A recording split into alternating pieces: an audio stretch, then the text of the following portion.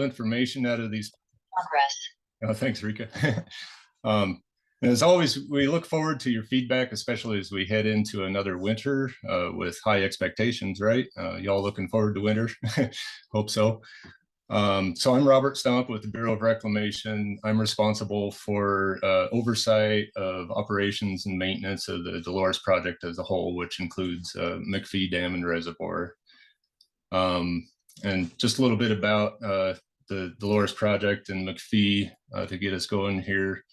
The dam and the reservoir is of course part of the Dolores project. We also have 2 hydroelectric plants, many miles of canals and piped laterals, and several pumping plants serving Montezuma and Dolores counties from Dove Creek all the way down to the Ute Mountain Ute Indian Reservation. We also provide municipal and industrial water for City of Cortez and Montezuma County, Toyoak and Dove Creek. The reservoir itself covers an area of around 4,500 acres when it's full, and irrigation is provided for a little under 63,000 acres of farmland. It relies on inflows from the upper Dolores drainage basin, which covers an area of about 800 square miles. The active capacity of the reservoir is about 229,000 acre feet. The active capacity is that portion of the reservoir from which all diversions for irrigation and all that and releases downstream are made. Reclamation manages the downstream releases and coordinates closely with the native fish monitoring and recommendation team to plan releases when inflows are enough to fill the reservoir and release additional water downstream. And some of the members of that team are presenting here in this meeting. On years when we don't fill the reservoir, the dedicated fish pool from the reservoir supplies the water downstream of the dam. And we coordinate closely with Colorado Parks and Wildlife throughout the year to manage those releases. So the M&R team is an important component of managed releases from the reservoir to help achieve important ecological goals and manage the native fish habitat and provide recreation opportunities and perform monitoring and data collection to help inform future decisions surrounding managed releases. So the M&R team assembles and analyzes data collected downstream of McPhee Dam and makes recommendations to the Bureau of Reclamation. And then together we formulate specific goals for the release for each year, along with kind of a standard set of goals that were established in a guiding document that was published in 2014. Reclamation implements those recommendations, working closely with the Dolores Water Conservancy District, who are the ones who actually operate and maintain the dam and the rest of the Dolores project facilities. Just recap, the purpose of this meeting is to provide a review of this year's managed release below the dam and preliminary results of monitoring activities conducted this year. And I'm excited to see that. I hope you all are too.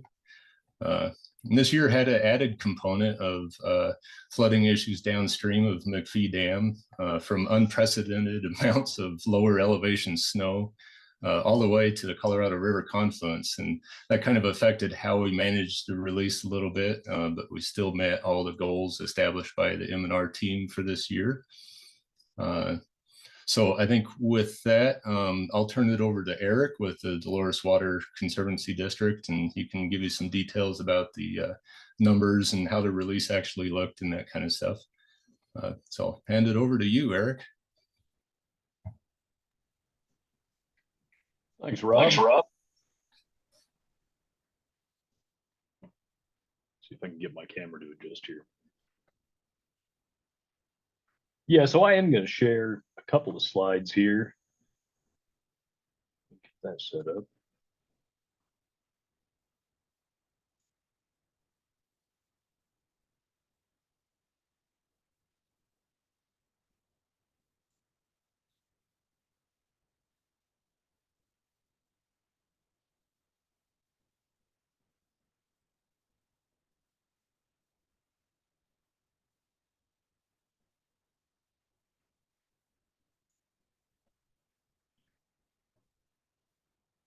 Can everyone see this figure?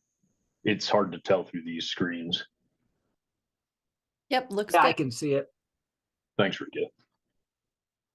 So yeah, Rob pretty much covered introductions. I'm Eric Sprague. I'm with the Dolores Water Conservancy, and I work closely with Rob on exactly these things. Running the spill was certainly an event this year. It was just a huge spill, the biggest spill we've had in over 25 years, pretty much in the operational life of the project.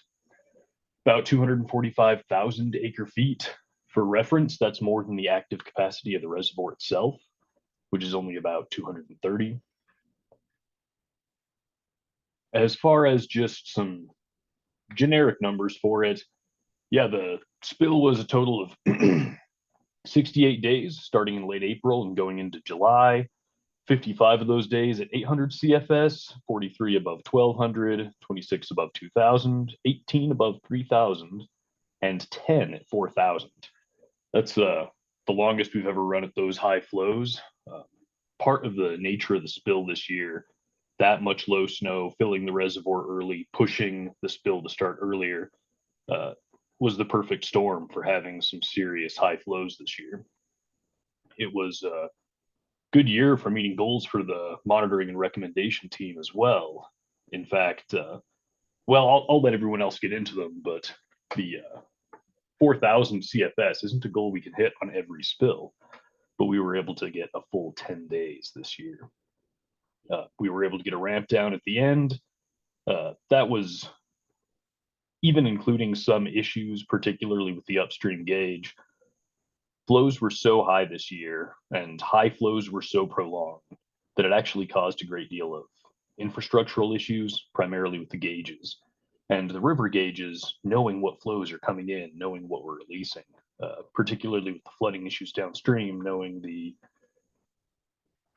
flows down at Slick Rock, Bedrock, pretty much all the way to the Colorado, is really important to what we do. Once we start having to question that data, it can certainly confuse the issue. So high spill or high year, big spill definitely caused some challenges. This figure is a summary of the information that we're operating off of when we run the spill. Just as a quick introduction to it, there's 6 lines here. This top golden line and the highest red line, those are reservoir reservoir elevation in feet, and that's over on this axis on the right-hand side. The gold line is full, and the red line is the current reservoir elevation. You can see dates progressing from the beginning of April to the end of July at the bottom. This blue line is the actual inflows. Not a pretty hydrograph. You can see there's lots of ups and downs. That follows weather, frankly. What you're seeing here is snowmelt. This isn't just the Dolores River. If you compare it to the Dolores River gauge, it wouldn't match up exactly. This is total inflows into the reservoir, which includes some other smaller drainages like Lost Canyon. Finally, the green one that's a little more blocky looking, that's the actual managed release. And then there's a red line down here, that's diversions. That's what leaves the reservoir that isn't going downstream. And then that black line is the sum of the green and the red, the total outflows from the reservoir. I guess I'll just point out a couple of noteworthy items here. This blue line, again, this is inflows. You can see early on, end of April, when we were starting the spill, we had inflows of about 5,500 CFS. That's the highest we've seen in a long time. It's much higher than we saw in 2019, the last spill and the last sizable spill that we had.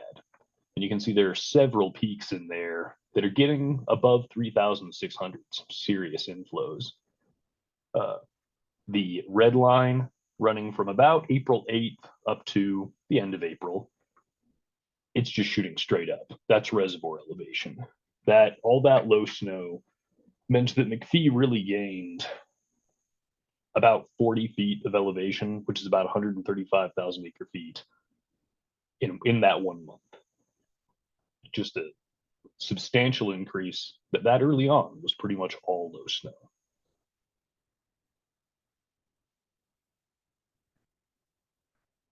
I guess I don't have that much more to say about the low snow, except that it kind of created this dilemma when you're trying to manage this ahead of time. We're seeing this low snow as inflows into the reservoir in this sheet, but it also was increasing flows downstream of the dam. You heard Robert mention flooding issues. Well, this is what you're seeing here was happening downstream as well. Before we started releasing anything, there were already flooding issues downstream. Early on, we were caught in this dilemma. Do you delay the spill, push it closer to May, and maybe avoid adding releases on top of what's already high flows out of the San Miguel, and therefore risk higher elevations in the reservoir, potentially having to release substantial amounts of water all at once? It was we were making those decisions day to day, and ultimately there at the end of the month we started again, or we started the spill, but we were able to do it so that we didn't have high flows running at the same time that coincided with the peak on the San Miguel. We were able to mitigate most of that risk. At that time, we were talking to a bunch of emergency managers, pretty much from here all the way to Utah.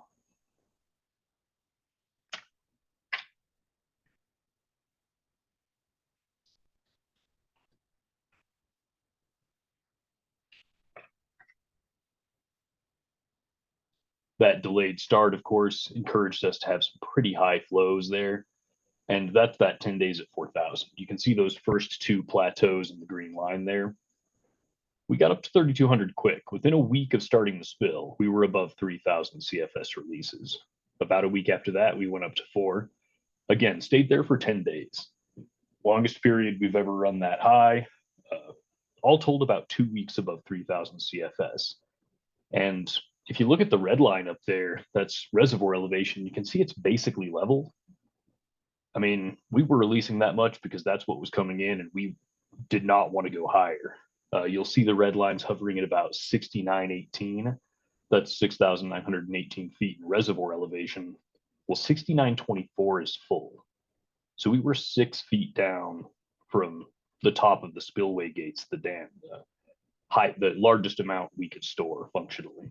And at that point, you don't really know how much water's still coming in. So you have to maintain some buffer there to account for high peaks.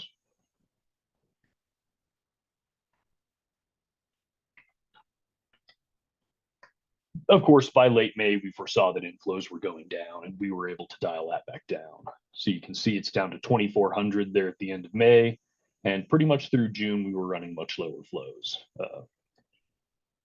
Ballpark 1,200, and we pulled that off when we could. We were working around a couple of fish sampling flows where we wanted some set flows that were a little bit lower, but we still managed to get 1,200 on weekends for those last 2 weekends, and we're able to operate a ramp down there at the end of the spill into July. And during that time, we were operating pretty much blind without serious inflow data. We had estimates based on reservoir elevation, so it made for some choppy operations. One thing that we tried and that we had planned to do all year was track our releases to match inflows. For that last 2-week period there, from about the 17th of June to July, you can see that black line, total outflow, matches closely with the blue line, which is inflow. And when you have good inflow data, that's doable. This was, it's very much a game of decisions you're making at the time, and then you look at it after the fact, it looks a little bit choppy in this case. But we were able to follow those releases, or keep our releases following those inflows, and you can see that elevation stable during that time. The reservoir set at full for about 3 weeks. And then we were able to do that ramp down. It was over about a week, roughly 115 CFS drop per day before the spill finally ended in July.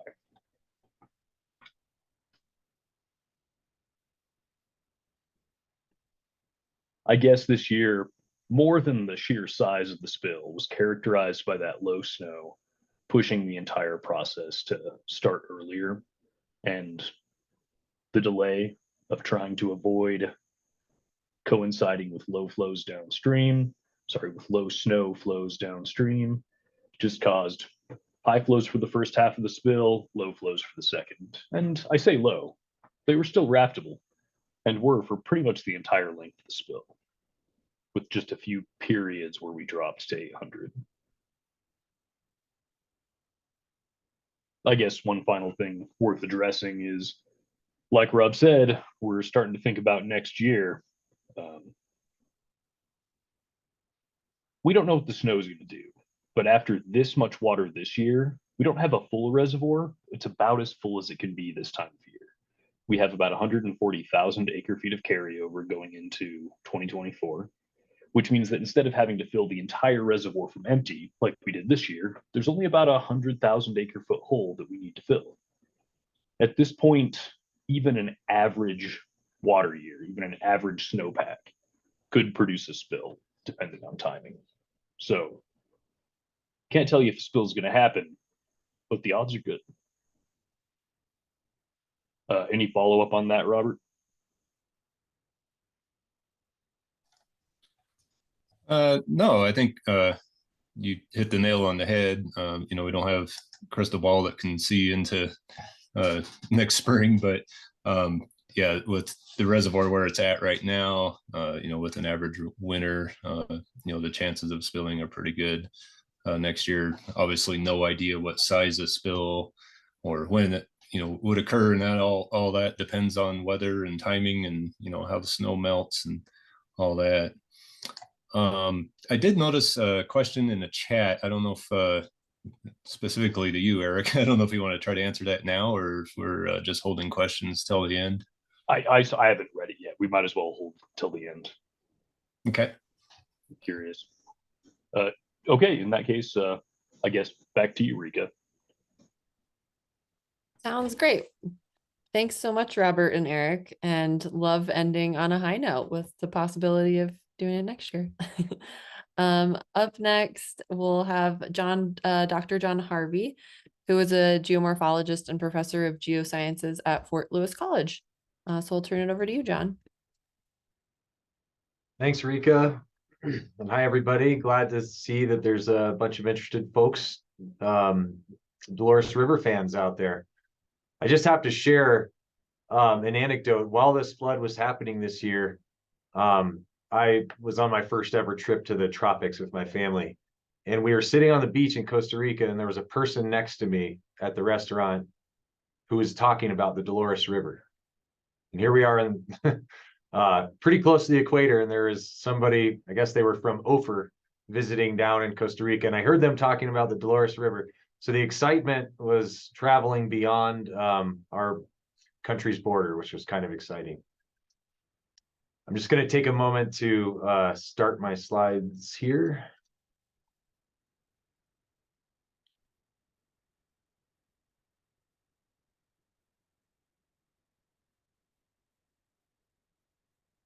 Okay, hopefully y'all can see my slides now. So again, yeah, I'm John Harvey. I'm at Fort Lewis College, and I'm a professor in the geosciences department. And so I've been working on the Dolores River informally for many years, and more formally for the last few years as part of a project that I'll tell you a bit more about. But the project has a lot of partners in it, including several of the people on this call.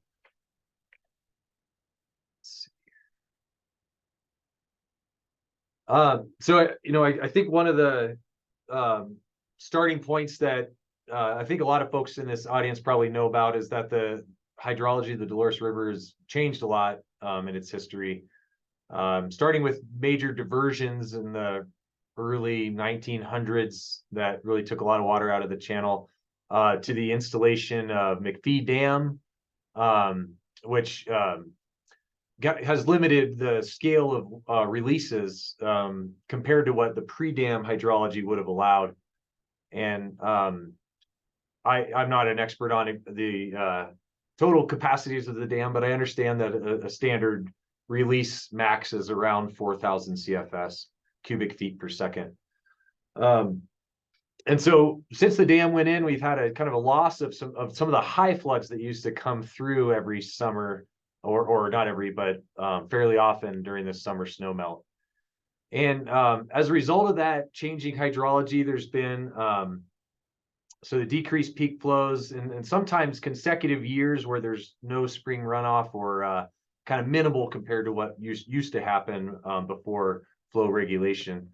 There's also a change in the hydrology in that the river doesn't dry up as much because of the fish pool that releases a trickle, or more than a trickle, but water throughout the dry season. And that these kind of altering of either end of the hydrology on the river has had some impacts. And as a geomorphologist, my interest is in, how the river has changed in its physical shape, how the channel has changed, how the banks have changed, and how the floodplain has changed. And some of the changes that I think those of you who have had a relationship with the Dolores over many decades probably have experienced firsthand. But those of you who have maybe come to the river more recently, such as myself, maybe harder to visualize the changes. But I've listed some here on this slide. There are what I've got here is an animation on the right, and it's showing imagery, the image that shows a mostly bare island in the middle of the rivers from 1983, right before the dam was completed. And then the image where that same island here is covered in, let me get my laser pointer, there we go. That same island is covered in red here in this satellite, or in this aerial photograph. It's not some kind of red vegetation. This is just a false color satellite that helps vegetation pop out in red. So what we're seeing is a real change to the floodplain where maybe islands and bars and banks used to be more bare, have more exposed sand and cobbles. And since the dam went in and we've sort of, and the diversions have continued, there's been a change in the hydrology that's really allowed the vegetation to proliferate. And we can see that here in this time lapse going from 1983 to I think the more recent images from 2019. So one thing is the vegetation encroaching, but also side channels. The side channels used to be more numerous and more easily accessible based on the aerial photograph work we've been doing, looking at old photos from the 50s, 60s, 80s up through the present. And so here's one in this image where we can see a side channel that used to have some water in it, maybe not completely running through it, but it had some water in the upper and lower ends of it. And that side channel has mostly been abandoned as part of the floodplain now. And it only is accessed when the water hits a certain stage or discharge. And what we've seen with our research to try to put a different project into a single brief quote is that it takes more water to get the side channels wet than it used to. So in other words, in 1983, it might have only taken 1,200 cubic feet per second to get a side channel wet. And then now we see in like the late 20-teens that it might take more like 2,000 cubic feet per second to get that same side channel wet. So this matters for various reasons, but one of which is a big driver of our work, and that's fish habitat. And so to summarize, the channel has become more narrow in a lot of places. The banks have become sort of armored by this vegetation, a lot of willow that's sort of encroaching into the channel. And it's resulted in a lot of places the river turning into more of a kind of a deep, simple channel with almost vertical banks. Whereas maybe the historic or original geomorphology might have had more gently sloping banks and a more frequently migrating channel that's shifting left to right, with more side channels that get activated at lower discharge.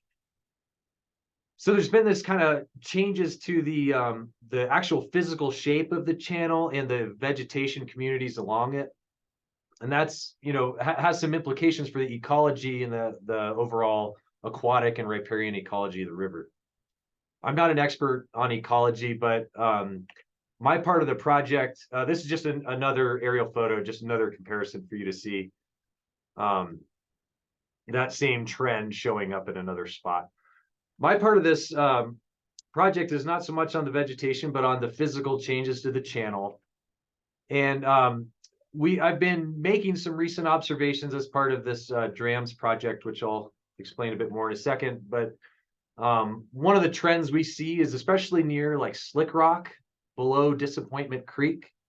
There's been a lot of mud that can get dumped into the river by Disappointment Creek. And then if it happens to come when the river's dry or low, the Dolores can't really move that mud out, and it starts to settle into the river channel downstream of Disappointment Creek. So one of the most impacted segments of the river, from my perspective, is the segment downstream of Disappointment Creek before entering Slick Rock Canyon. And this is partly why. I've been out there a number of times where it's pretty clear what used to be cobble bars have, variable thickness, but a mantle of mud that must have come out of Disappointment Creek during some monsoon thunderstorms and related flash floods. So here's just a few, other views of that same scene down there. Here are those willow-lined banks.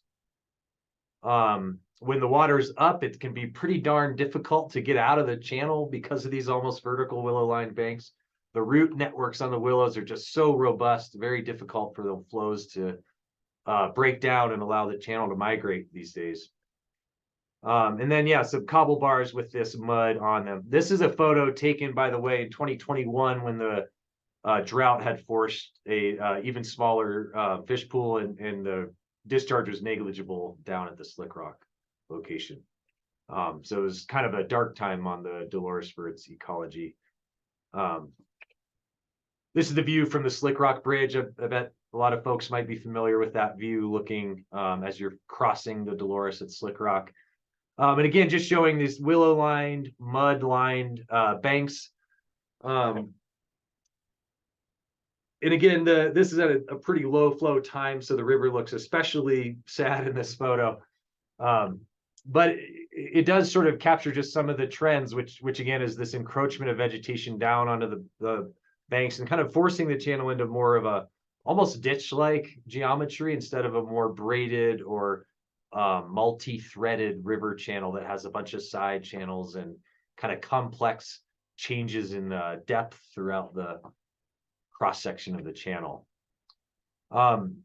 So observations like those have been made over the years since McPhee was installed, and Robert mentioned the M&R team, which has served an important role in helping to guide water management strategies on the river. And there's been a lot of other little side projects here and there that finally came together under an umbrella in 2021 with this DRAMS project, Dolores River Adaptive Management and Support. And the idea here is getting a bunch of these people who have an interest in scientists and others with an interest on the Dolores River to kind of collaborate and really try to answer some questions that have been lingering for decades using some new tools and a little more consistent support. It's a 5-year project, mostly funded by the Colorado Water Conservation Board. Among many other things, it supports geomorphic monitoring, which is what I've been talking about. So it's tracking changes to the river channel itself, the bed, the river, the banks, and the floodplain out of the channel.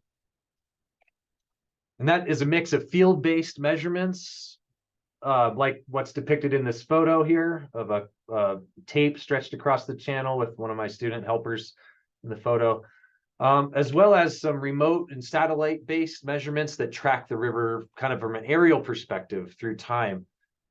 So we've been doing a lot of historic imagery analysis, looking at, like I said, photos from the 80s, as well as more modern analyses, looking at photos taken by satellites of the floods as they're happening, like the 2023 flood. The overall approach, here's a map of the Dolores River watershed. We've taken the river below McPhee Reservoir and split it up into 6 study segments for satellite and kind of remote monitoring. Those are the red segments here, kind of a Bradfield Bridge, Ponderosa Gorge, upper Slick Rock and lower Slick Rock, and then the Slick Rock Canyon itself, and then a segment down here below the confluence with the San Miguel. We also have 5 study sites that we actually visit them in person every year. We do annual monitoring every fall with a gaggle of students. Joel Sholtes, who's coming up next, does this as well with his students from Colorado Mesa University.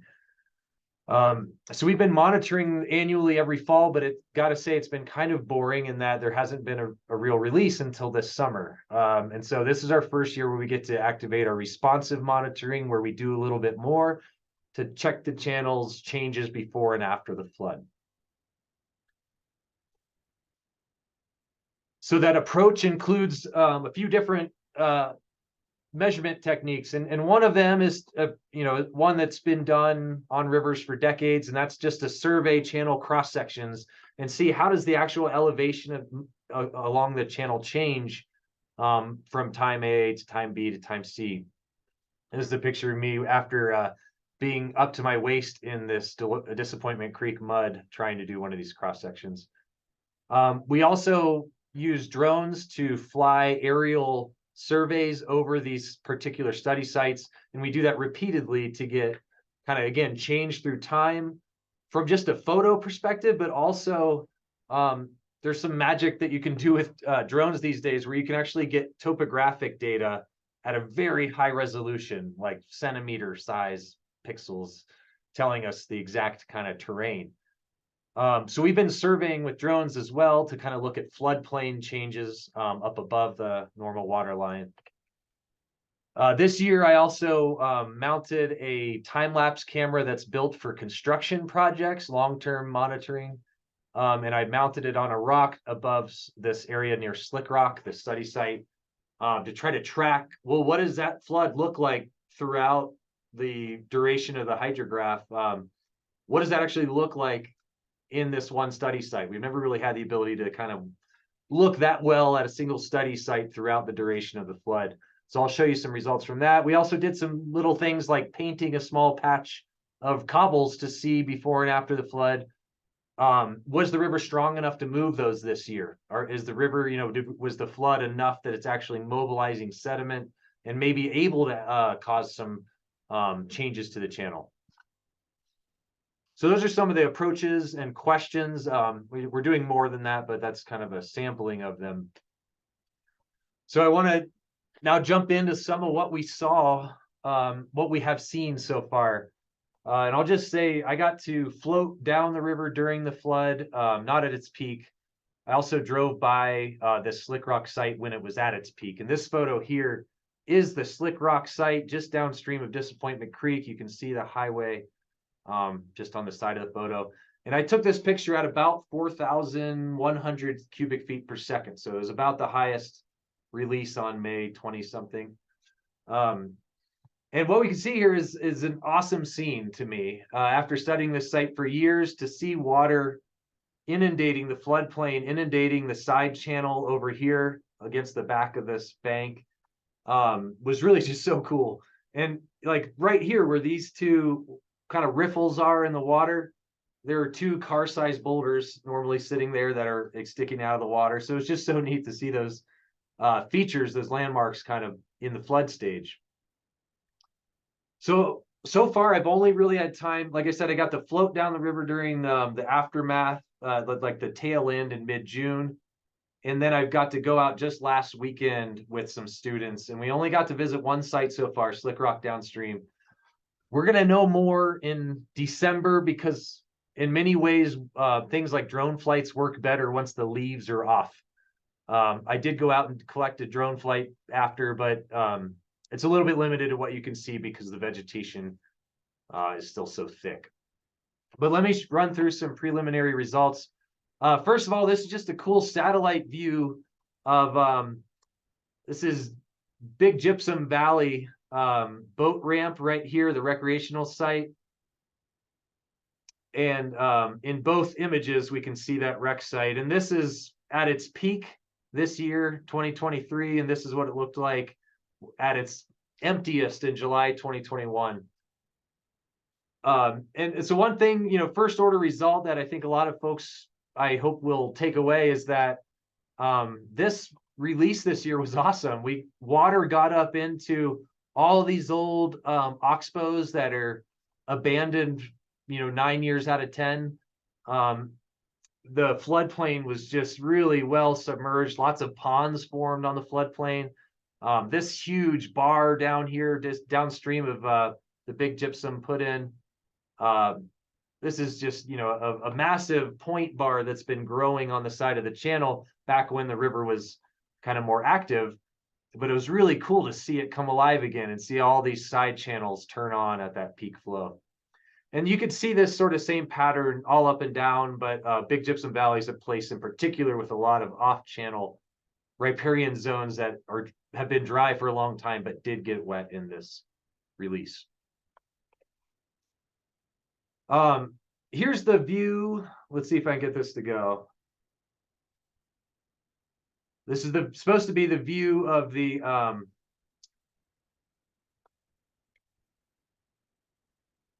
here we go, of the time-lapse camera that I set out. So this is the Slick Rock upstream site, or sorry, Slick Rock downstream site, just a mile or two upstream of the Slick Rock Bridge.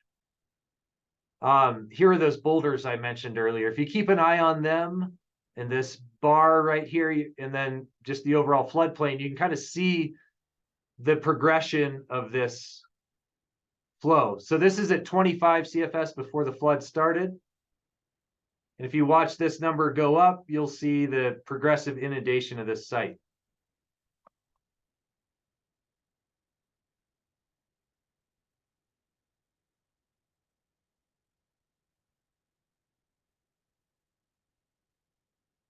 So there at the end, we can see the approximate peak flow that was reached at that site, around 4,200 cubic feet per second. But as we go back and forth, it's really just amazing to see, we have a more precise estimate now of exactly how much water it takes to submerge certain features, like certain gravel bars and now side channels. So that it's kind of new data that we're working with, and it's going to help us understand, the impact of different releases on some of these downstream sites. Here's another view of that same area as a rafter was going by.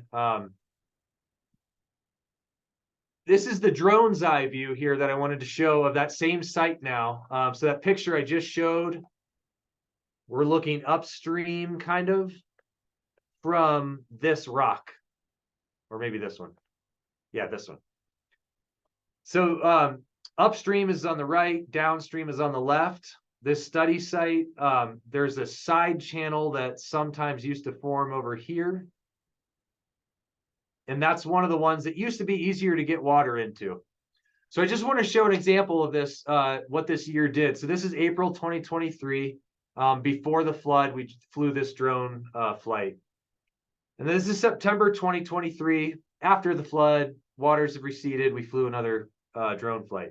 We'll just go back and forth a few times. Now, if you keep your eye on the right side of the images, I think you'll see some changes. I'm sure there aren't as many pixels coming through as I want there to be. But one of the things I did that is subtracted the elevations of the two models from those two different times so that I could see areas of erosion and deposition. And that's what this map is showing. Anywhere in this green hue is an area that had erosion, incision, down cutting of the riverbed or floodplain. Anywhere in this sort of reddish or orangish is an area of deposition. And this was a really exciting result for me to see. This here is, what we're seeing is really the river attempting to carve a new side channel through the floodplain. And I'm going to zoom in on a couple parts of that in just a second, but one of the things we see in this area of all this green where there was erosion is sediment transport. So that painted patch I showed you earlier, when we were out last week, we found just a couple of the painted rocks. And that's really exciting because in the 2017 release, the painted patch, none of those cobbles moved. So something about this flood, maybe the extra few hundred CFS, was enough to get these cobbles on this bar moving. We definitely saw deposition on the highest parts of the floodplain. Here's we're looking upstream, but there are these kind of big sandbars that got deposited up on the floodplain. Again, good sign of sediment transport. But the bigger thing in my mind is this erosion on the floodplain. So this is scouring of mud and sand that we observed with the drone of the same slick rock downstream site. If you look in here, it looks sort of smooth and tan. This is the after.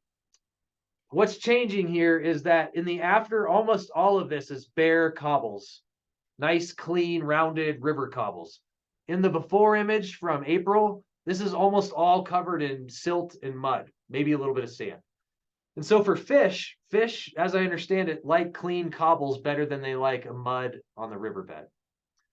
So this is cool in that we're really seeing a successful scouring of all that muck that had accumulated out of Disappointment Creek for a few years. And then again, that side channel entrance area that I was talking about, this is the pre and post. And what we see is that the fast flow through here was really able to scour a new kind of entrance channel that then split out over the floodplain. It took out a lot of the riparian veg on the floodplain, which there's plenty to spare. I'm not too worried about that. There's quite an interesting new feature here that, again, much more than what we saw in 2017 or 2019 releases. Just one other couple anecdotes. When I floated down the river, I did see some areas of some cut banks that had widened, and there was real erosion of the floodplain. And here we could see all these roots kind of perched out, hanging over the water. So I do think there's evidence of some more changes that occurred from this flood, but we have not had the chance to go visit all these sites or complete the satellite imagery analysis yet. But I feel overall, I guess one of my takeaways is that it was pretty good. This flood was able to whisk a lot of the fine grained sediment that had been kind of plaguing the channel bed and floodplain near Slick Rock and send it downstream, which results in cleaner cobble bars, which I understand the fish appreciate. The side channel entrances seem like they're getting scoured out a little better, which is exciting. Again, the side channels provide refugia, little habitat refugia for baby fish, allow them to maybe survive more likely into the next year without getting eaten by some bigger fish. And so having these side channels more active, more available, makes for more diverse habitat to help fish kind of throughout all their life stages.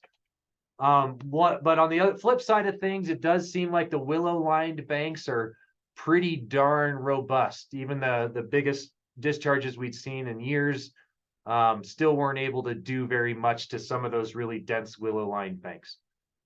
So I've been talking for a while, so I want to stop. But those are my main takeaways so far. We are going to know more after we get to visit some of the other sites during a November field visit after the leaves have fallen off. Okay, I think that's where I'm going to stop and pass it to Rika, who will pass it to Joel. Thanks so much, John. That's super cool what you guys are finding. I love the painted rock method compared to 2019. That's super interesting. Yeah, and I didn't get to provide all the context, but you know, again, we've done similar studies in the past, but this one I think showed more than any of the last two releases in 17 and 19 so far. Great, super exciting. I'll also put the website that shows more of the DRAMS project in the chat here so folks can check out more of the different facets of that project too. Thank you. I meant to say that. If you can't remember that URL, it's also just doloresriver.org will take you to that site documenting the DRAMS project and a lot of our findings so far. Awesome. Thanks so much, John. Great. Well, next up is Joel Sholtes with Colorado Mesa University, also part of the DRAMS project. So I will turn it over to you, Joel. Great. Thanks so much for having me. Go ahead and share my screen.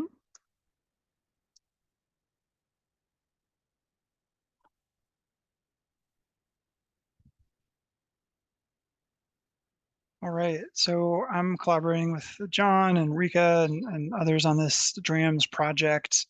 And going to talk a little bit about what we've seen on some downstream sites, so downstream of where John's working, and also a little bit about what we saw with the flows that happened downstream of McPhee as well. So kind of to complement what Eric presented on. So apologies, just had family coming over. So here is a series of stream gauges I'm going to talk about.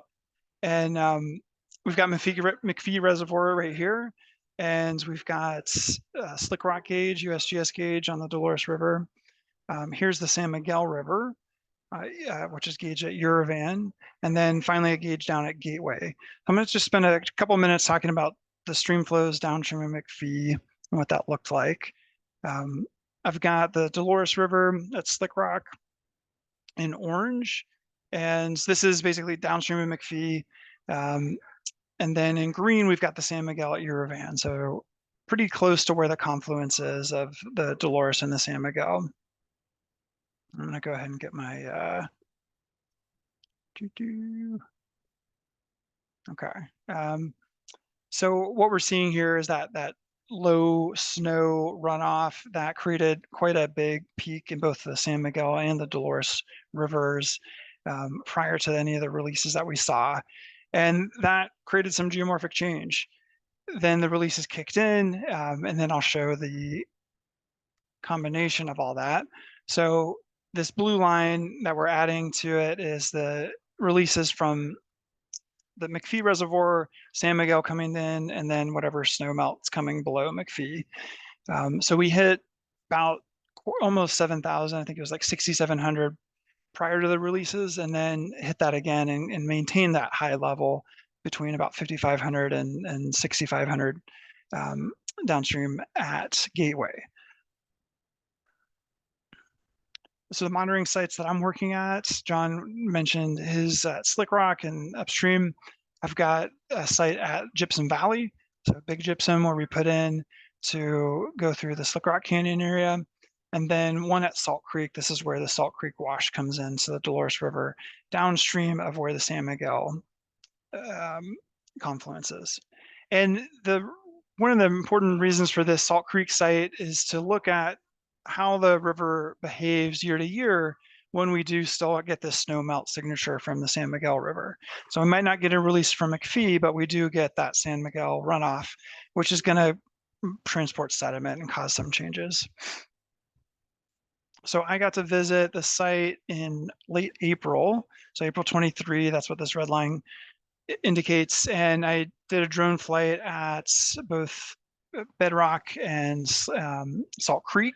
So after we had some decent sized floods, they were pretty short lived, but nevertheless caused some geomorphic change. So here's that Salt Creek site. And I'm gonna see if I can get my laser pointer going.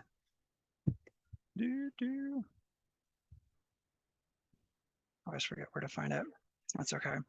And I'm just going to go over some of the features that we saw here. So just some zooming into the images. Here we have at the upstream end, we've got a side channel that flows during high flow events that comes back into the river. And then we've got another side channel on the north side towards the downstream end. And we'll zoom in. Here's the entrance of that side channel. I got to visit the site a few weeks ago for some more surveying and saw a little bit of scour, a lot of deposition as flows were moving through this site, bringing in sand, and then that sand falls out in the first couple 100 feet and then goes down to silt and clay as we move downstream. Here's where the side channel converges with the main channel. And there's some interesting deposition. So there's some sand deposition happening. That's that white that you see along the banks. That's coming from the main channel.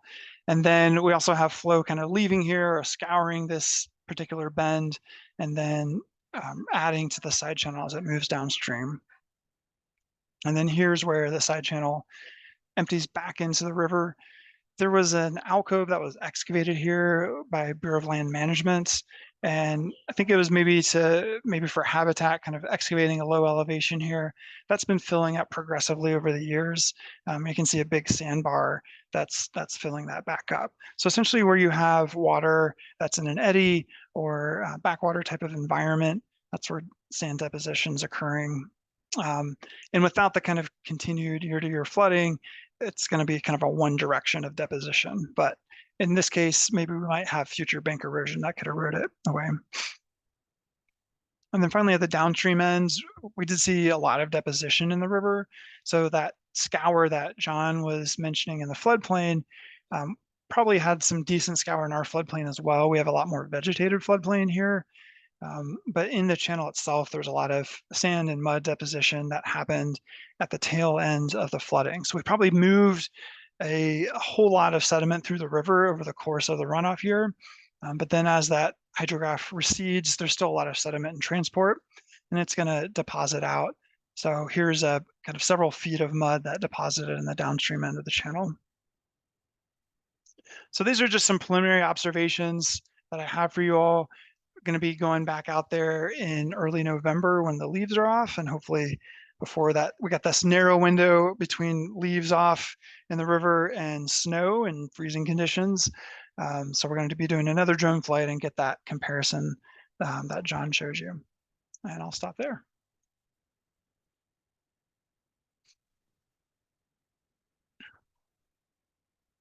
Thanks so much, Joel. Fun to see everything happening. Yeah. That Salt Creek site is definitely fun to visit. Okay, so folks, keep putting questions in the chat, in the Q&A box, and we'll get to those at the end, but as you think of them, keep putting them in there. And up next, we have Jim White, who is an aquatic biologist with the Colorado Parks and Wildlife. And I'll turn it over to you. Great, thanks Rika, and thanks everybody for joining us tonight. Let me share my screen.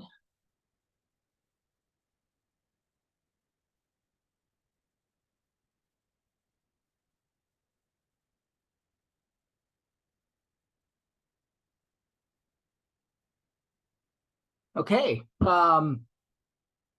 Well, as Rika said, I'm Jim White. I'm an aquatic biologist with Colorado Parks and Wildlife.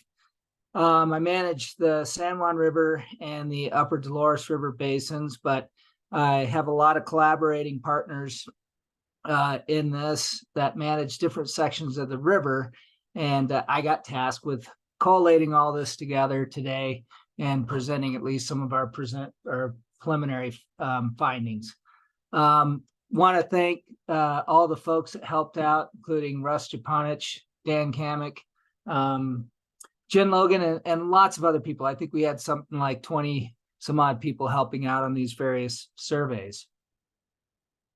So my objectives this evening are to talk about our, point out our fish monitoring locations, and then address sort of what we found with the cold water fishes that's in that first 12 miles below McPhee Reservoir, talk about warm water native fish responses, the invasives fish like smallmouth bass, and then some preliminary concluding remarks. So the 2023 fishery monitoring locations included that 12 miles below McPhee Reservoir down to Bradfield Bridge. That's kind of our cold water sport fish section that takes advantage of the bottom releases out of McPhee Reservoir that are cold by nature during the summertime. The next section is an historic site. It's about 1,000 feet long that we have surveyed since the mid 80s and called the Dove Creek Pump Station. And then the third site is a 14-mile reach we call the Pyramid Reach. It's just below Snaggletooth Rapid and ends just above Disappointment Creek. And then finally, we also surveyed the 36-mile Slick Rock Canyon section from Big Gypsum Valley to Bedrock, Colorado. So I'll start with the cold water fishery results. Pictured on the right is a sculpin, a little native cold water fish that inhabits the Dolores River. And then on the left over here is a rainbow trout. We saw this year about 124 fish per mile, which is about a third of what we've seen on average during the 30 some odd years we've surveyed these sites, including about 10 pounds of biomass of trout, which is about half of what we see on average. And biomass is just, imagine taking all the trout you capture in one surface acre and weighing that together. So it's a metric we use to evaluate both the density and the biomass of a population. And then the other thing we saw was about almost close to 4.5 on average, 4.5 fish over 14 inches in that same surface acre area. So that again is important when we look at sort of the quality of a fishery that trout anglers are typically interested in. Average is about 6. One other notable aspect is the rainbow trout. I featured that photo just because we, after the 2021 and really 22 low flows, they really severely impacted that cold water reach for angling opportunities. And one way to kind of fix that is to stock these 10-inch catchables. And we saw a lot of these catchables do very well and overwinter and push into that 14-inch quality trout range, which is a good thing because those fish, the rainbows, are a lot less predaceous than brown trout. So they're a lot easier on our native fish. Other observations is we saw a lot of didymo. This is basically a native diatom called rock snot, affectionately called rock snot. And we've seen that after high flow years in the past. And I think it's just a function of a lot of nutrients coming off the watershed. And so it ebbs and it flows with time. The other thing is we did see a roundtail chub up as far as Bradfield Bridge, and this survey was done in mid-September.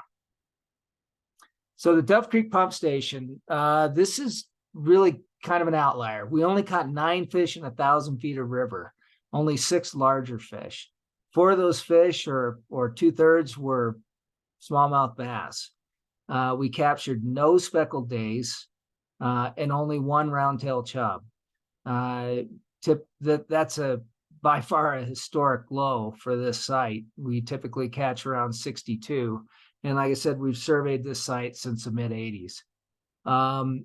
The average number of fish at this site, this 1,000-foot reach, is 91 fish, but that typically doesn't even include all the minnows and dace that we capture. So this one really stands out, and I think one of the things I'll talk about a little bit is the influence of cold water and high flows, and the importance of that as I kind of make my concluding remarks. So the Pyramid Reach, that's that section from below Snaggletooth down to Slick Rock, basically. We did actually a mark and recapture population estimate on bass and flatomouth suckers. And the reason we did that is because when we do these bass removal efforts, it'd be nice to know what percentage of the population we're actually removing instead of just guessing at it. So this takes, like I said, 2 passes. We did it over 2 days from June 14th to the 15th. Couple of notable things. Water temperatures were still very cold in mid-June. It was still 10 degrees Celsius or 50 degrees. And typically bass spawn at about 60 degrees, and they're not super active when it's that cold. Flows were 900 CFS. They were actually a really great level to do this work. But unfortunately, I think the bass were not all that active. So we estimated when we actually ran the numbers that we have about close to 100 smallmouth bass per mile, plus or minus 79 of those fish. And with flat-mouth suckers using recapture pit tag data, we estimated that population at about 47 flat-mouths per mile, plus or minus about half of that. Bluehead suckers and roundtail chubs were captured, and in similar numbers to what we saw in 2019 when we had higher water levels and colder temperatures. So kind of conclusions, again, this idea of water temperatures affecting the fish distribution is going to run through this presentation.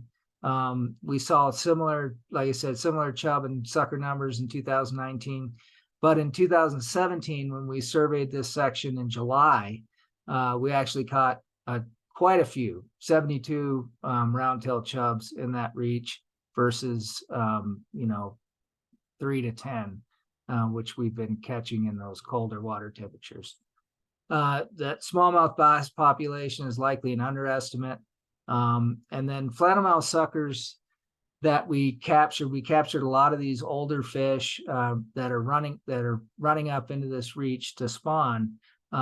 They were ripe and spawning, but that spawning typically takes place in late April and early May. So kind of almost a month later than what we'd typically expect. And then this mark and recapture study was doable, but extremely difficult to pull off. So basically we did that reach back to back, including trailering those boats all the way past Slick Rock. And if you've been down that road, you know how awful that is.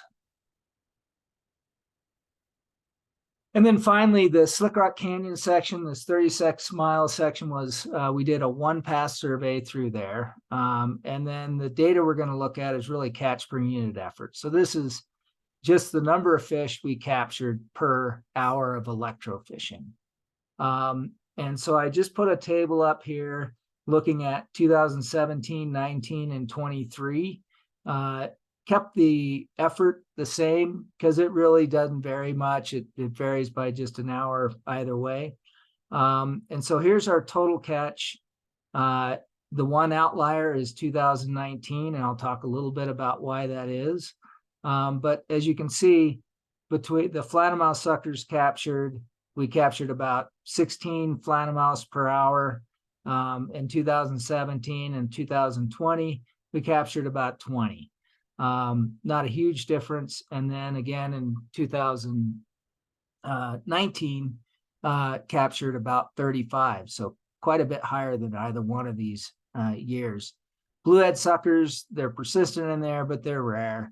And then roundtail chubs, again, not typically migrating this time of year or moving around a lot because they tend to spawn in late June or early July when you start to have the declining hydrograph and warmer water temperatures.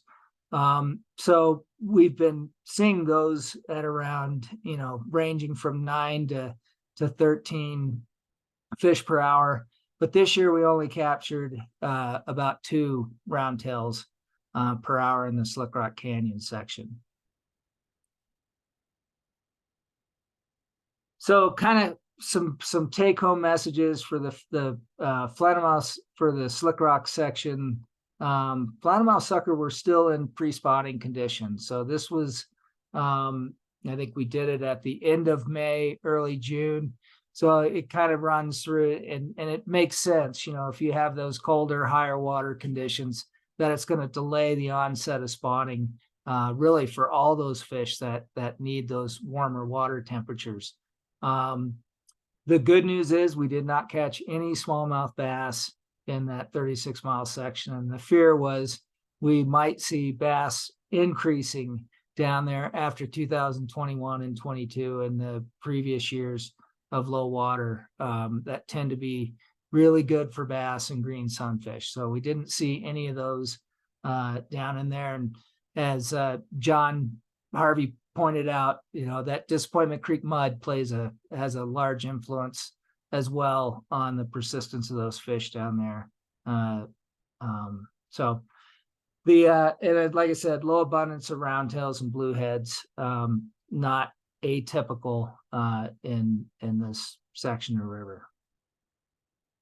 So kind of the 2023, I think, takeaways without diving too much into the data is the trout stocking with catchables in that cold water section has been beneficial. And I think we're seeing sort of recruitment from those fish, as well as increased satisfaction from anglers and a less threat to our native fishes. Cold water really influenced the distribution, abundance, and spawning time of native fishes. And then this roundtail chub trend is somewhat worrying, and obviously something we will monitor down the road. The interaction between smallmouth bass and green sunfish, especially during these dry years like 2021, where they were essentially trapped in pools with one another, is not good for these native fishes. And then bluehead suckers were present. So they've never been super abundant in there, but they are utilizing that habitat.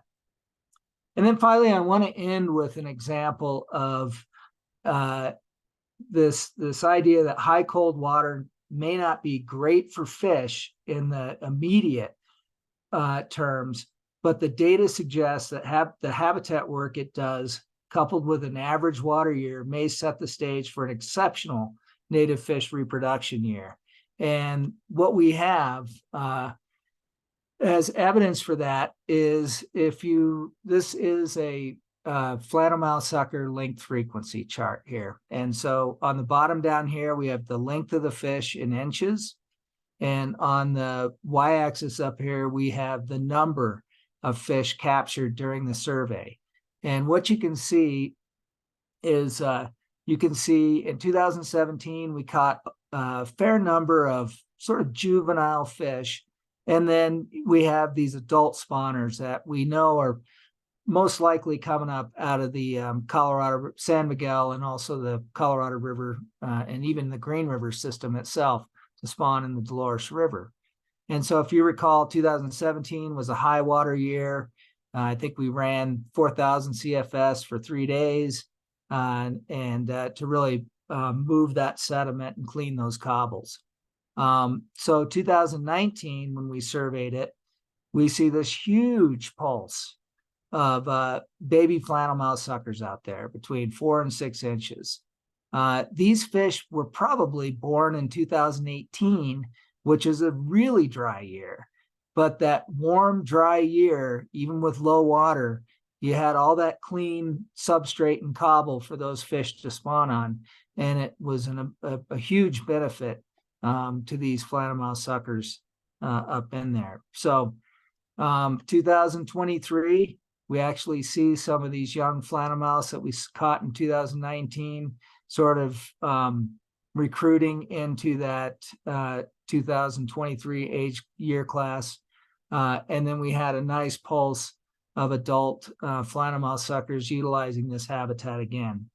So it'll be interesting to follow this flannelmouth sucker story, as well as the roundtail chub sort of saga with these fish in the future.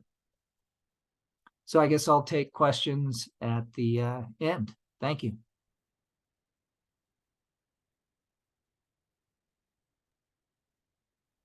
Thanks so much, Jim. That was great. Great overview of tons of good work being done this year. Okay, so we have one more presentation before questions. We have Hattie Johnson with American Whitewater, who's going to talk about some of the results from the boating survey.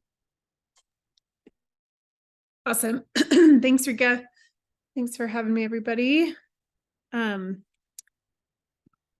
like Rika said, I will be going through some of the results of the boater survey that American Whitewater distributed during the during the season and post boating season. We've done these over the past now 3 spill seasons, so 2017, 2019, and 2023, and we'll look at a couple of the comparisons there as well. As Rika mentioned, though, my name's Hattie Johnson. I work for American Whitewater, and I'm the Southern Rockies Restoration Director. You saw this already from Eric as far as kind of what the season looked like as far as the spill.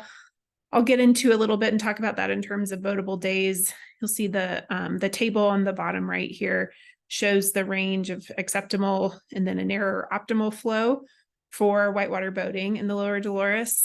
The graph, that's the hydrograph just below McPhee from a DWR gauge, just below the dam there. So you can kind of see that managed release.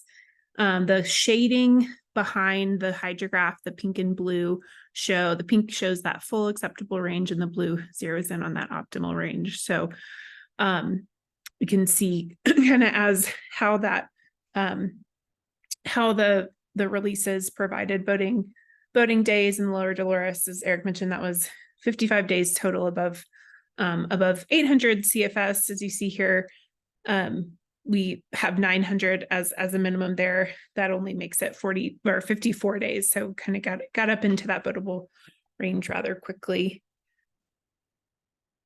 What was really interesting about the season, we've heard it already, but the input of low snow and how that resulted in flows in the river. So especially on the Dolores slick rock gauge, you easily can see kind of where the managed flows started around the end of April.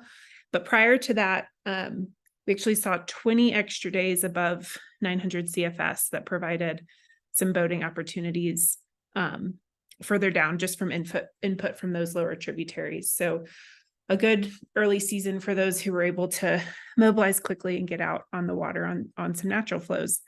We also heard a little bit about kind of the impacts down near Gateway and how inflows from the San Miguel were affecting bridges and other infrastructure there all the way down to Moab.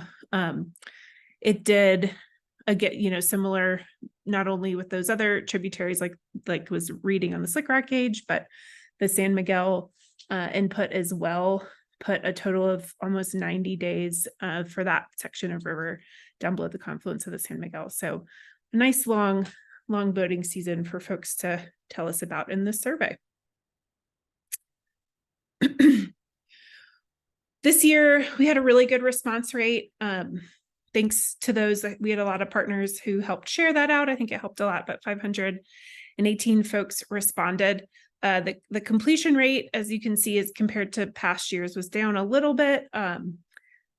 I don't think that we kind of changed how we asked things, and the survey ended up being a little bit longer. We were trying to get a lot of information from folks. So that's interesting to see. And I think we still got a lot of that good information, but something to think about for the future, because we definitely want folks going to the end.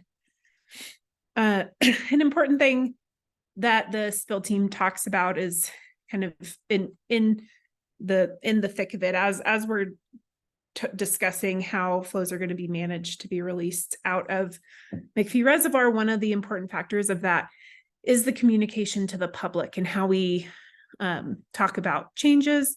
And so that was an important question for us to ask as a part of this survey.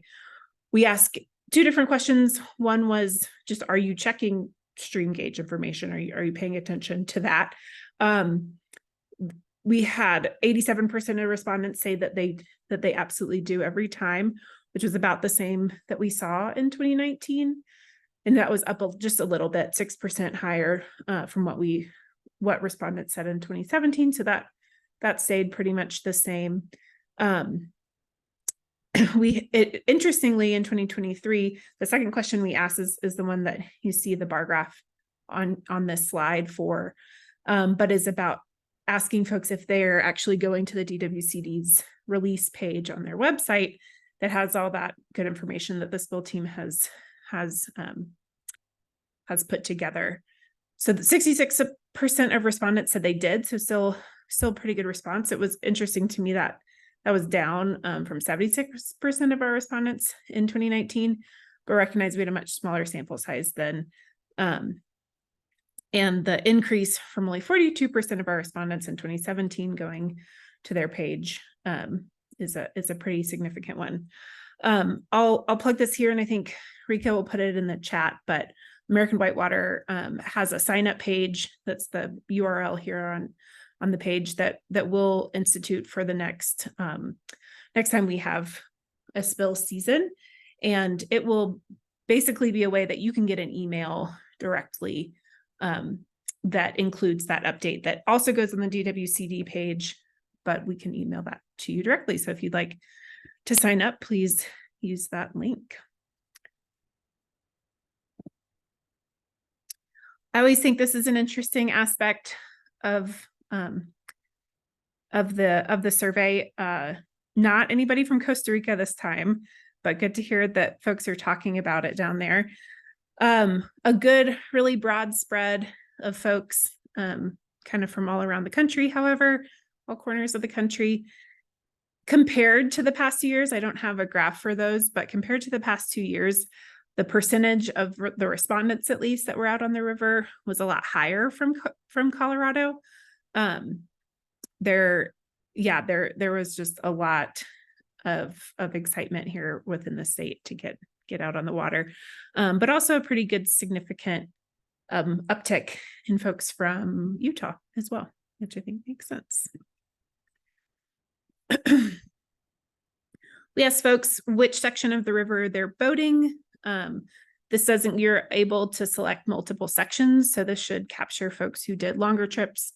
You know, I definitely heard of a number of trips that you know, even went from the dam or went from Bradfield all the way to the confluence. So some folks checked off multiple sections.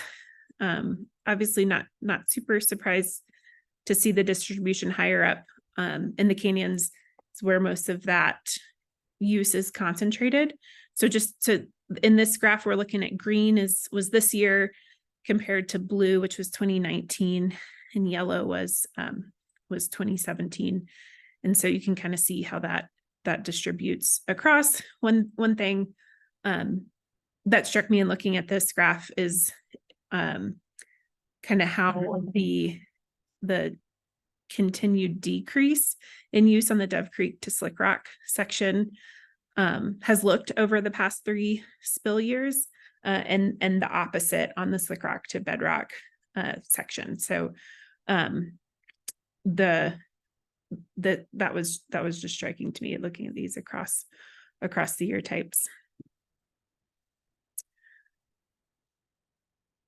All right, we did try to ask people a number of different ways of kind of what the impact of some of these higher flows were. This is a new question for this year, since we did have the high flows this season, and just trying to understand what that meant. And so we'll look at this in 2 different ways. This slide is talking about how did it affect your planning for your trip.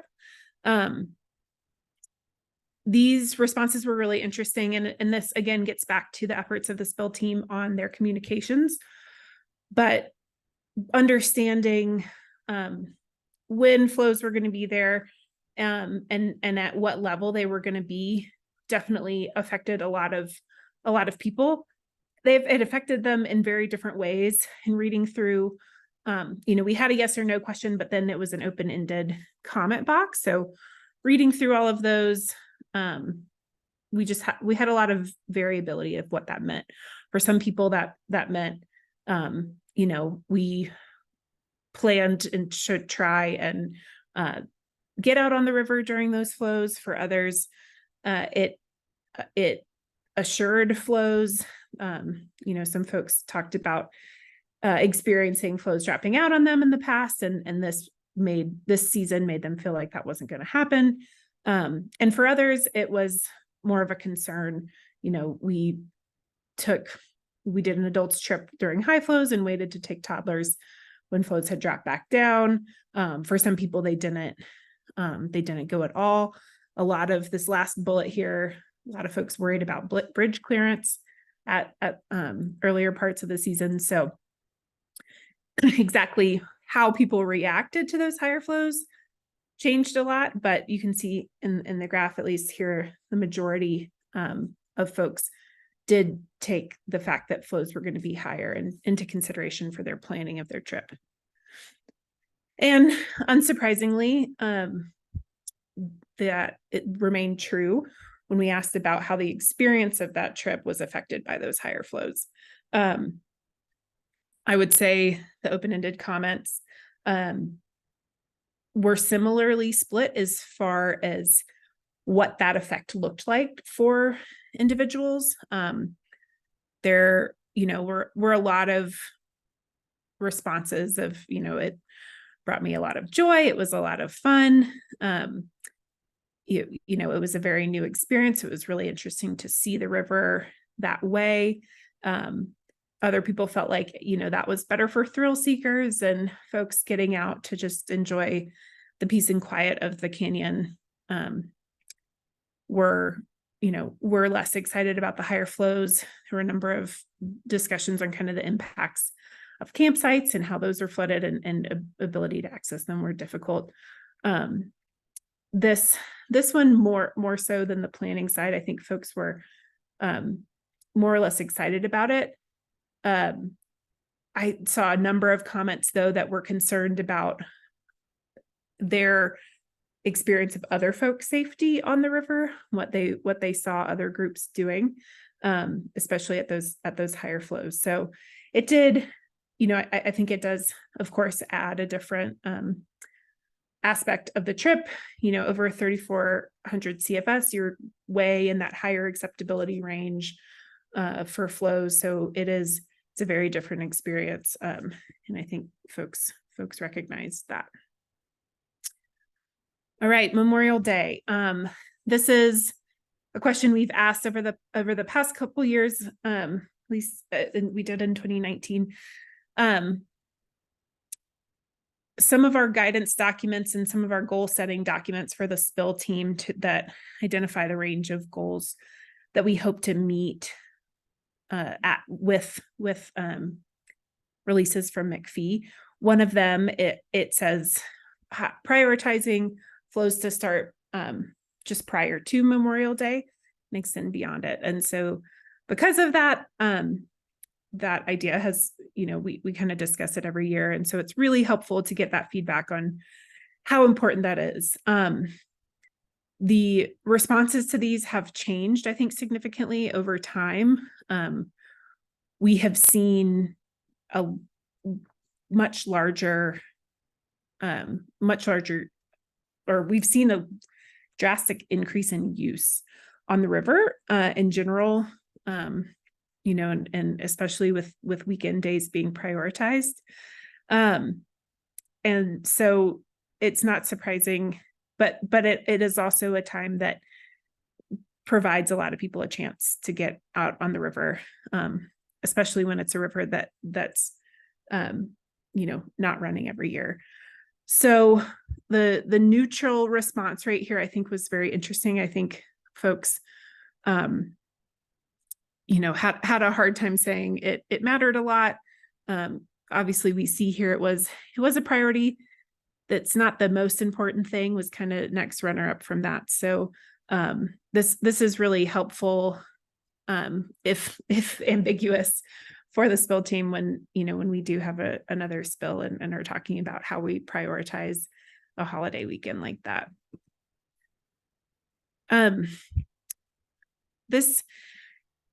These graphs I also found somewhat interesting. Just quickly looking into the type of crafts folks are using out on the river. We're looking at 2023, 2019, and 2017. They obviously, oar frames, rafts, and catarafts dominate that. But I thought the significant increase in users of inflatable kayaks, canoes, and pack rafts is the other thing that you don't see here, but in that orange bar, in 2013 was really interesting. I know my trips down the river, I definitely experienced that. And one thing that those craft types allow for is running the river at lower flows. So I thought that was interesting, and I don't know direct correlation if folks using those craft types were out there on the river on the kind of shoulder ends of the season when flows were lower or not. But thought that was kind of the only but significantly interesting change between the years.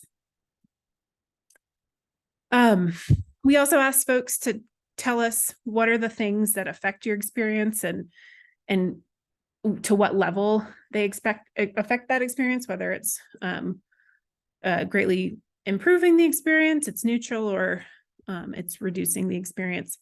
On the left-hand side, we're looking at the responses for 2019, and the right-hand side is for 2023.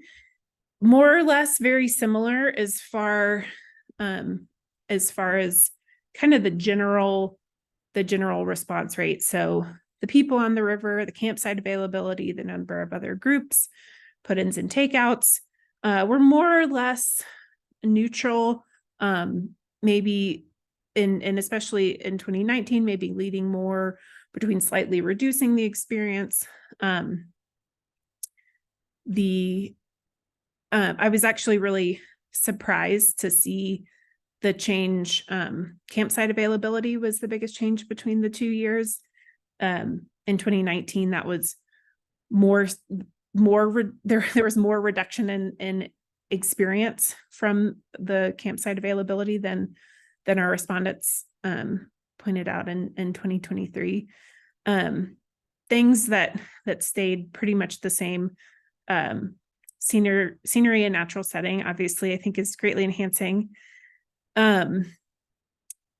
There is a little green bar, so for some people, it's greatly reducing it. Feel sorry for those folks. But I think also important to folks working on the spill team, that advanced notice of boatable flows also have a really significant, greatly enhanced response. So that's good to hear. That gets back to kind of how we're communicating what flows are going to look like, and for the most part, folks seem to be happy with that.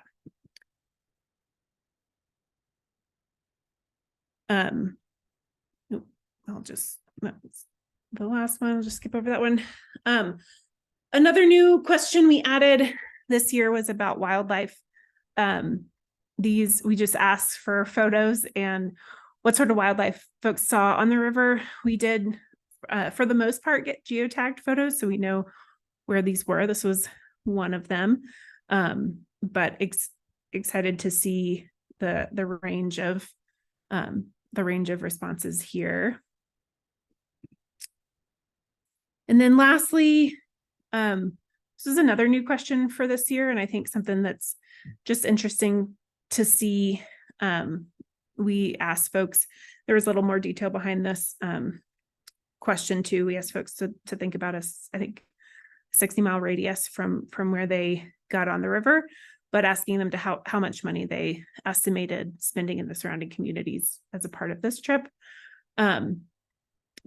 We are just looking at Bradfield to Dove Creek for this section. We asked these kind of section specific, but a good bit of spending.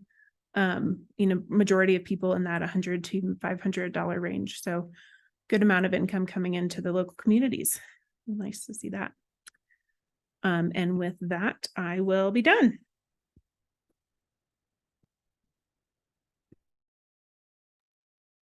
Thanks, Hattie, so much. That's super fun to see all the data, and especially comparing it to past years as well.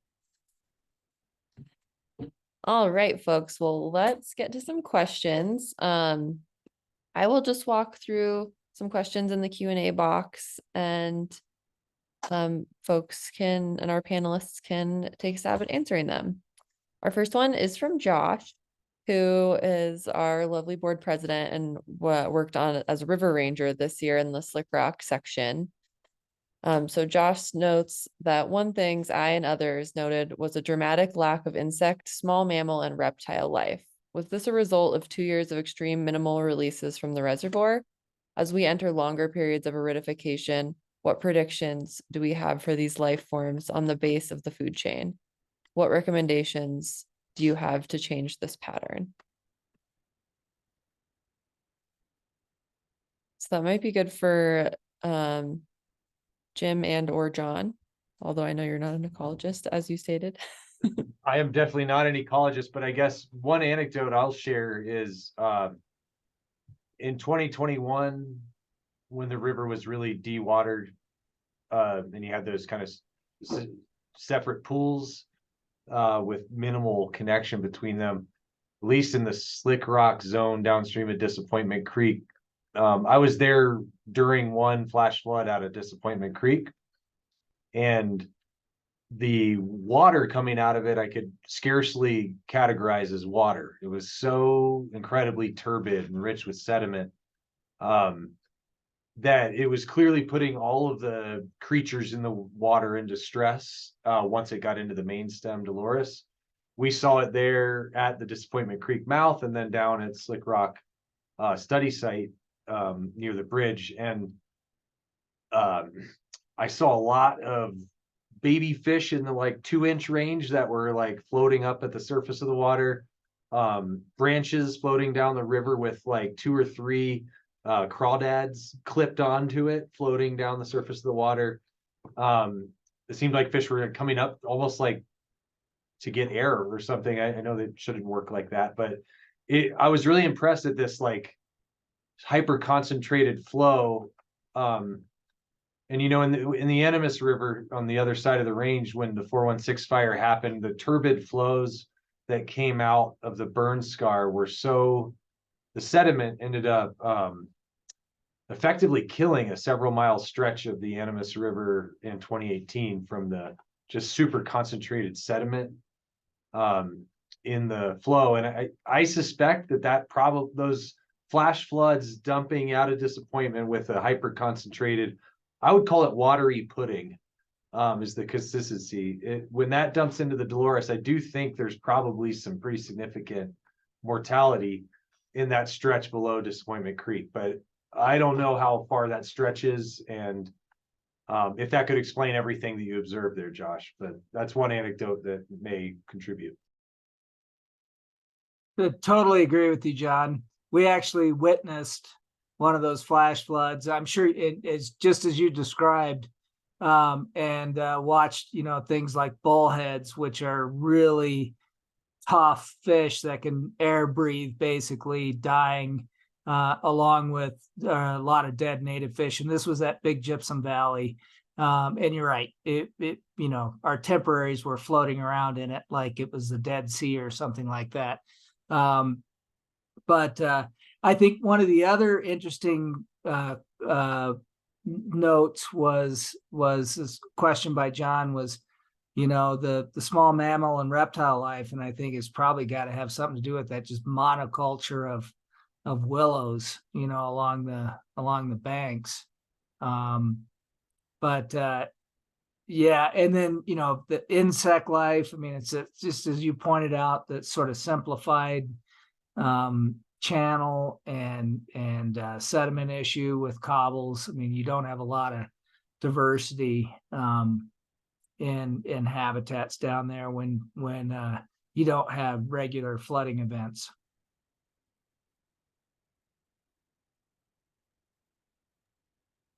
Thanks, you two.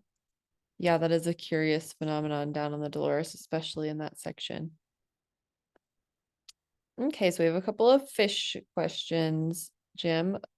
Jay is wondering why a third of the fish and half biomass.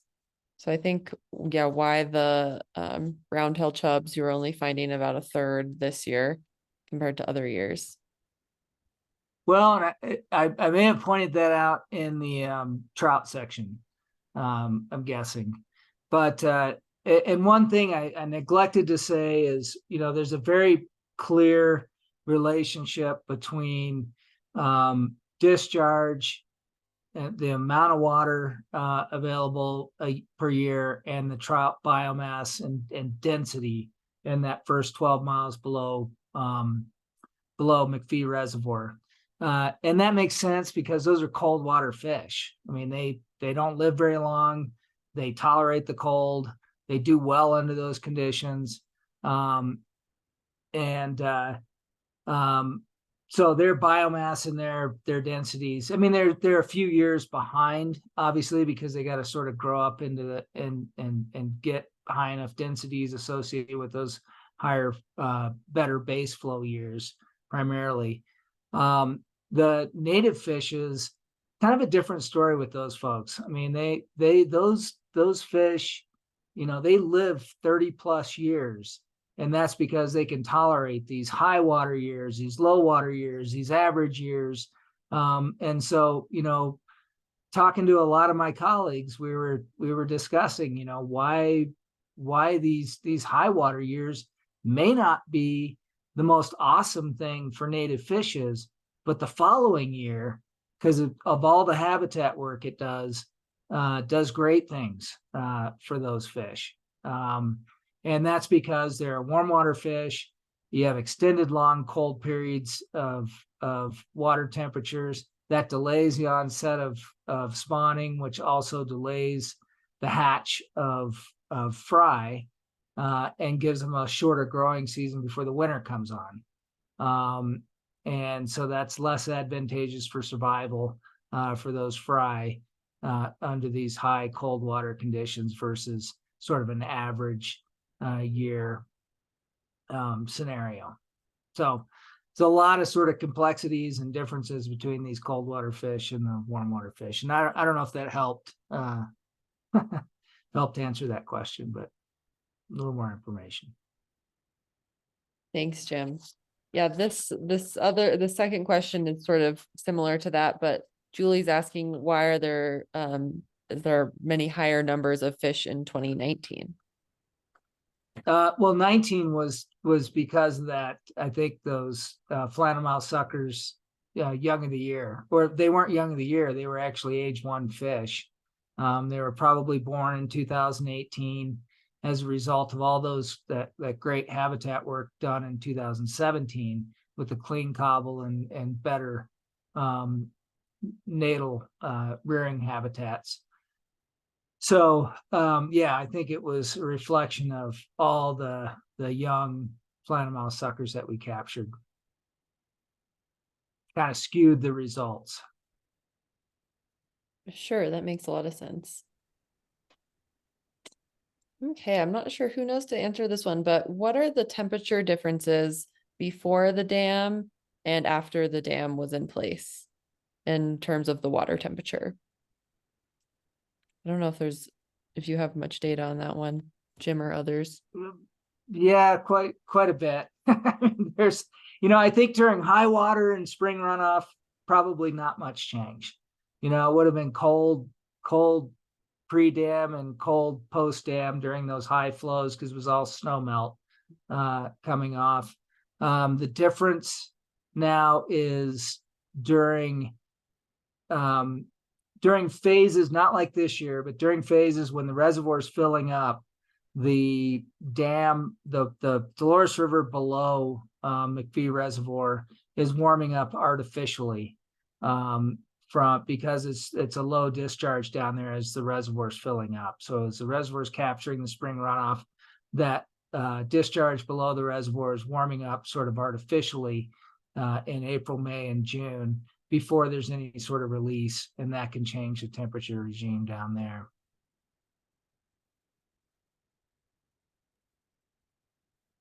Thanks, Jim. Okay, Amanda is wondering, are there any other habitat characteristics like food availability for fish that are measured during or at a different point of those fish surveys?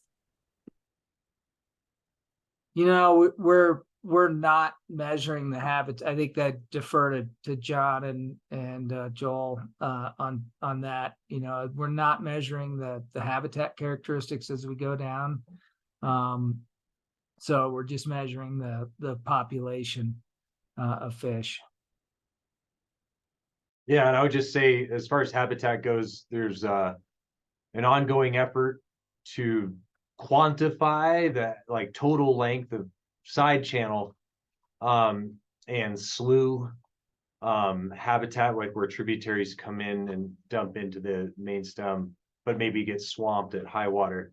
Basically, the backwater zones that are out of the main channel, we are mapping and measuring that during the ongoing releases and in past releases to kind of look at how those have changed over time.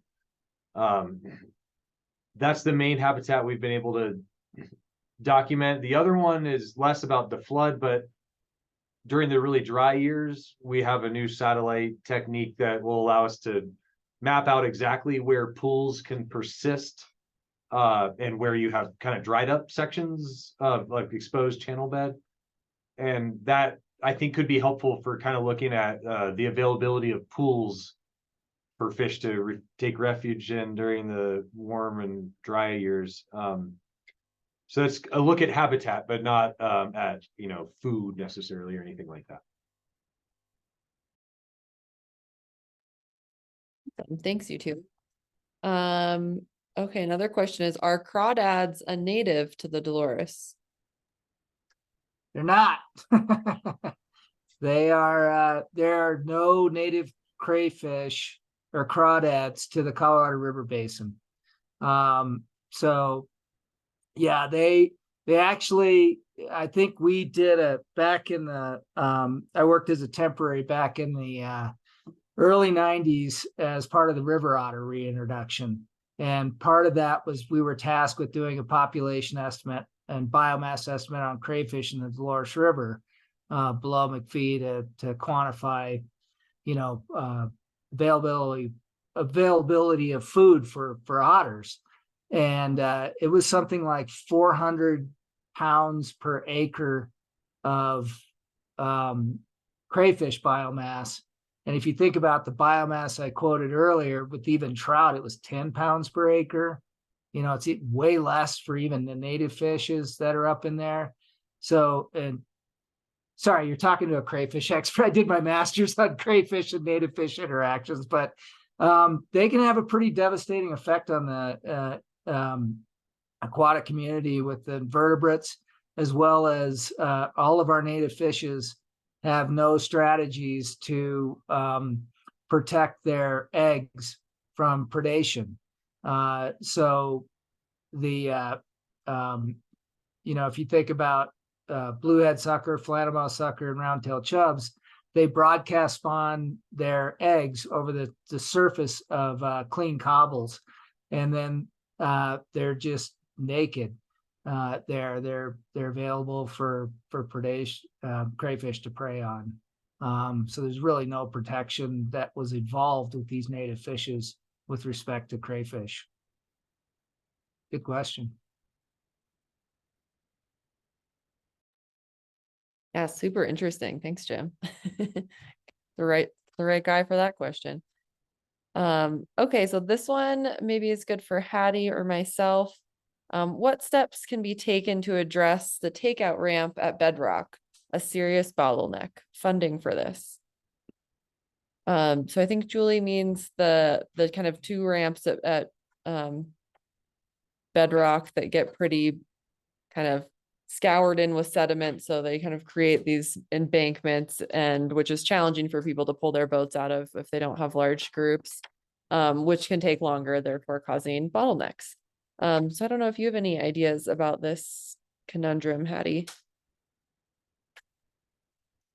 I don't off the top of my head. I think it's a good thing to point out. And, you know, Bedrock is a BLM managed site, and, you know, the ability to manage campsites and river access points is always difficult with the Dolores, primarily because the lack of ability to plan in advance for when we're going to have water and there'll be this massive influx of people. So I think, you know, it's an ongoing issue. And Rika, you can speak to some of the partnerships that you guys have done as far as campsites go. And I think there are a number of opportunities to partner with the federal agency to maybe work on some of these things. But it's definitely a good flag. I think additionally, another kind of cause, and you might be sensing a theme across these presentations, but the lack of annual spring floods and channel maintaining flows kind of make all of the geomorphology of the Dolores River difficult, and that goes for the boating public as well. And so I think there potentially are fixes, and maybe in a single year, something that you could go do to better grade the boat ramps so they're more usable and can create better or quicker use. But I think also longer term planning, longer term maintenance for those is something that's going to be important to think about. Yeah, thanks, Hattie. I think, DRBA can certainly have initial conversations about that. Like Hattie said, there's kind of long and short-term solutions. I think occasionally they will kind of blade those two ramps, which helps with some of the sediment accumulation. But long-term solutions that, include potentially other infrastructure would be certainly more of a long-term conversation. And I think sometimes the, lack of warning of a spill sometimes makes it harder for the BLM to manage those things. And certainly the super high amount of sediment coming out of Disappointment Creek that funnels through bedrock means that each year that sediment just builds up and up, creating an especially channelized area. But that certainly we can, have conversations with Uncompahgre Field Office about to see what sort of resources they have and if we can partner on that to make that a more friendly and convenient site.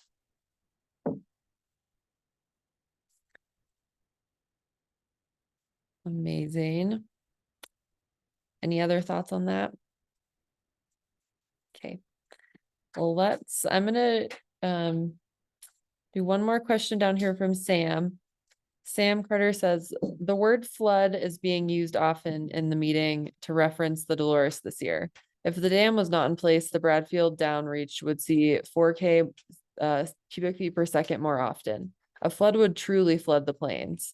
This 4K language is simply the max available out of the dam. Why is this language being adopted to describe this year's flow? I'd be happy to chime in on that one. I think that's a fair question. I get questions from my students all the time asking about, actually just the other day, one of them asked, what makes a flood? And other questions like, why do you sometimes call it a stream and sometimes a river? And, I think the words matter. And I think in the case of the Dolores this year, when you look at the context of the last 38 years, it is a flood that in terms of the rare higher end of the range that is indeed flooding the floodplain. But a flood is a kind of a colloquial term in general. It's not a very precise term because there are small floods and large floods and everything in between. But I agree with you, Sam. I think it would be a lot more common of an occurrence before the dam, and maybe 4,000 would not have felt abnormal in 1982. That said, I do think the idea with these releases, and as Robert and Eric kind of talked about, is you're somewhat simulating the spring runoff flood. It's coming into the reservoir and then you're letting out as much as you can, and you're simulating a similar start and end to what would have been the normal spring runoff flood. So I guess that's why I feel comfortable using that term. Happy to talk about it more if you have more questions on that.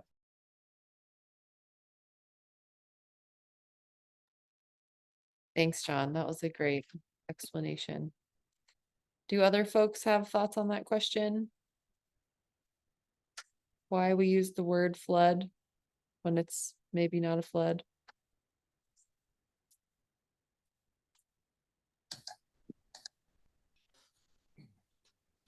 Hey, this is Robert. I don't really have a thought on, the term flood. But this year did demonstrate that, with the downstream conditions as they were, that, there may be flow limitations that are not just the dam, and what we can release from the dam, but the infrastructure downstream that can be affected as well. So, that's something also to consider, like the bridges and stuff in Gateway.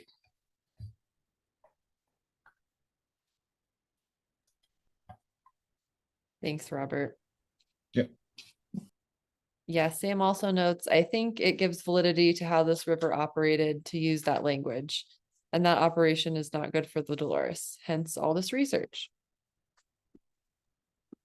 Yeah, and I think a more precise term would be to call it a release. But yeah, I understand your point there, Sam. I think it's a fair point.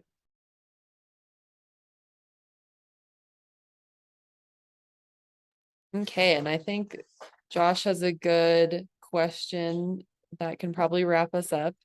But who is hoping for a flow next year and why?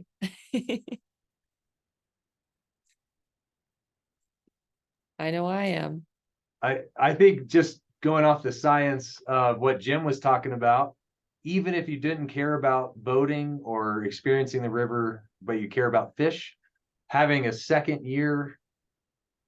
good year in a row, or at least not going into several years of drought and low flows could be good for all this new habitat was created, hopefully, or refreshed, I should say. Hopefully that will, having another good year after this will help some of those fish kind of progress into the next few years after that. So fish and boating, yay. Yay. I think so. I agree. John, those habitats have been carved out. They're, even if we had another big year, these fish live the native fish live a long time.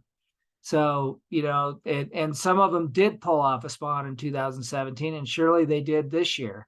So they'll take advantage of those habitats that are created. So I think, the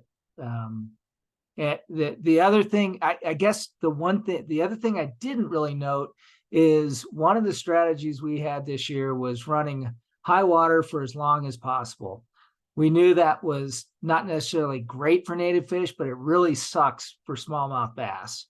And so, if you can delay the onset of those guys spawning until late, into July, they're notorious for when they spawn and they're young, get off. If they don't get enough time to put on weight before wintertime shows up, they perish. So that was kind of a double-edged sword thing, knowing that, smallmouth bass don't live that long. So we might as well disadvantage them because the native fishes can always come back up in next year or the year after.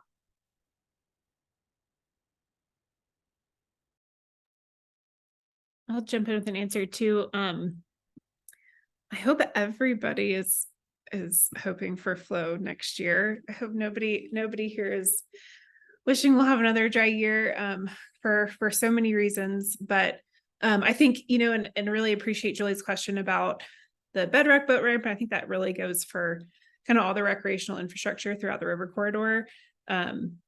Just the use of those sites. There was some vegetation removal and things that had to happen so folks could get in there. And I think another year where people have access to those recreation sites and even just the interests and potential funding and things that could help make those sites more functional for the future. And the more years that we've got flow, the more years that's going to bring interest to them. So, and we get to go boating, of course.